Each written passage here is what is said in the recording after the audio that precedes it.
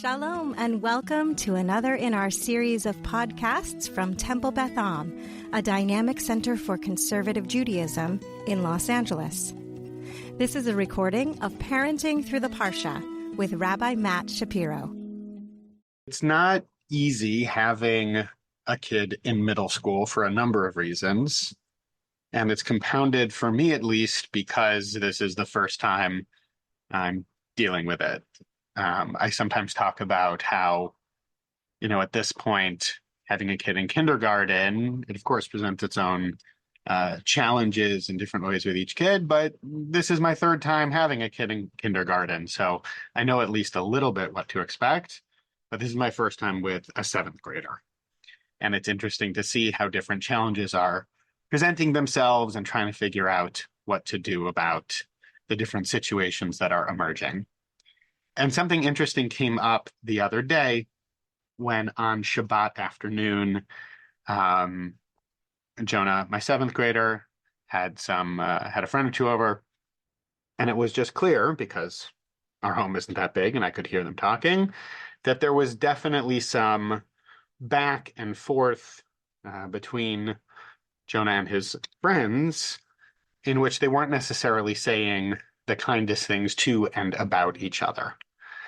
And there's a part of me, of course, that wants to step in and say, hey, guys, that's not cool. Don't talk to your friends that way.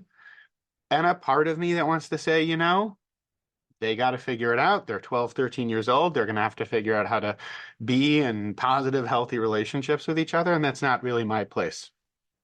And trying to get a sense of how unkind is too unkind. What is the point at which this moves from boys being boys, as it were, to this is really not okay. And I have to, of course, accept kids are going to be kids, tweens are going to be tweens, teens are going to be teens. And I also want my son to have healthy friendships and to be in relationship with people who are kind. And of course, most importantly, to be kind and thoughtful himself and grappling with how exactly to navigate that situation. And then turning that around, recognizing that I don't always talk as kindly as maybe I could or should, and thinking about this as, in some ways, a mirror for self-reflection too.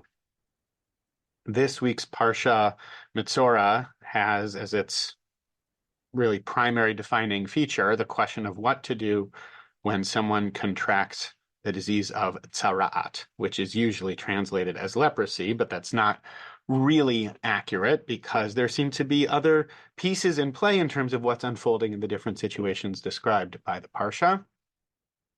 And the rabbis talk about what exactly this disease, this illness, this situation entails, and of course where it comes from, how it happens to emerge.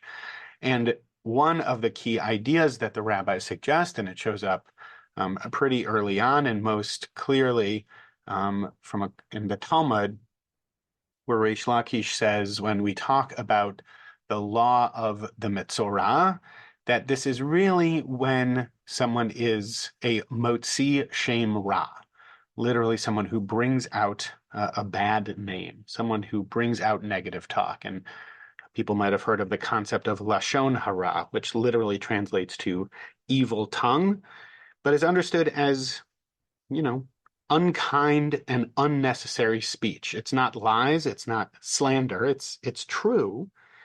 It's just the stuff that doesn't really need to be said. The thing that you might say about someone that is accurate, but do you really need to say it? And you might say as well that could be a decently high percentage of what middle schoolers, high schoolers, and yes, some of us adults might say more often than not. And so it's interesting to consider this as something that is initially presented in the Parsha as a disease that you would contract, to something that's really motivated by our personal conduct. And as the Parsha goes on, it's clear that this is something that doesn't just impact one person. They contract tzara'at and then it's resolved over the course of the different rituals that are in play, but it can really spread. It can even be contracted by a home, something that is not even alive, but the home can contract tzara'at. And so when we think about our behavior, of course, it makes sense to think about this idea that what we do doesn't just impact us as individuals, it of course impacts everyone around us in certain ways. The flip side to that is there are ways in which, of course, I can't really all that much control what other people are doing.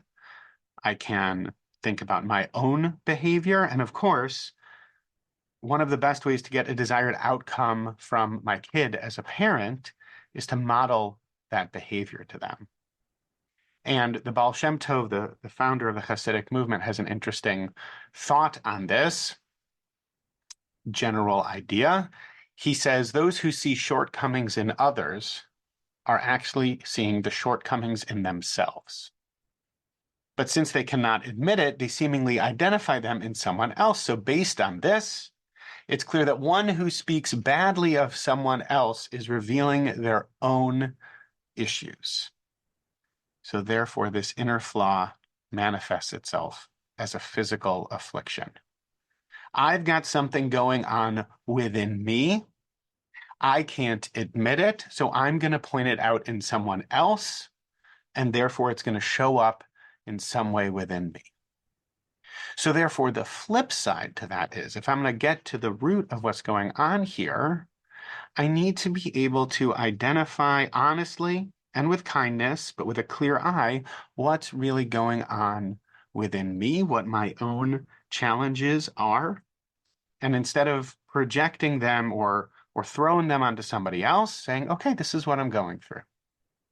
So then turning that around and thinking about how I can do things differently, it's about lifting people up. Recognizing the shortcomings, yes, but also helping my other people, and then of course myself, to identify what's good. Proactively naming that which is kind and worthy and holy within myself and within the people who I care about. Because if I fall short, I have to go really far in potentially addressing this. This, like we were saying, this isn't just about me potentially, this is about my whole household. So before it's going to start to spread, I'm going to pause and see to the best of my ability what is going on within me, and not just the negative, but really trying to find the positive. Because if I'm going to build myself up, that's going to help me be more comfortable with my challenges. And by cultivating that awareness within myself, that makes it easier for me to do that with others, and I'm also modeling it for others as well. So if I'm going to think about how to help my kid, maybe other people too, grapple with this idea of unkind speech, I need to look within myself and help them to look within themselves to see what's good. And when I do that for myself, it's easier to do that with someone else and vice versa. So the ultimate challenge here is really about seeing the good in myself, as self-critical as I can be, as self-defeating as the work of parenting can sometimes feel, helping others really by helping myself, seeing what's good within me, which then in turn hopefully makes it easier for me to bring that out within others.